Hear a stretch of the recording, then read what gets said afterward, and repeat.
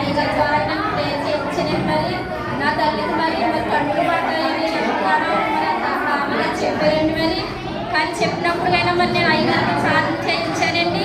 ఆమె మరి అయ్యగారు నాకున్న కష్టాలు నాకున్న శ్రమలన్నీ నాకు బయటపరిచాడండి. మరి ఈ తల్లికి ఏమవుదమ్మా ఆప్షన్ పడదా ఏం పడదని తల్లి శ్రావణంగా వస్తుందని మరి అయ్యగారు నాకు వాగ్దానం చేశారు. మరి అదే ప్రకారంగా మరి హాస్పిటల్ క్రియేట్లోకి వెళ్ళి నా తల్లి మరి దేవుడు స్వస్థత కలిగి విడుదల కలిగి మరి అయ్యగారు ద్వారా మరి స్వస్థత ఇచ్చినందుకు మరి నా తల్లి పంటలు పడవ ఏర్పడవ సజీవంగా ఉంటాను. మరి దేవుడు ఎంతగానో మాట్లాడాడు. మరి అలాగే నా తల్లి మరి స్వస్థత కలిగి నా తల్లి విడుదల పొంది మరి ఈ రోజున మా మధ్య ఉన్నదని మరి నాకు ఎంతో ఆనందం కలిగిందండి.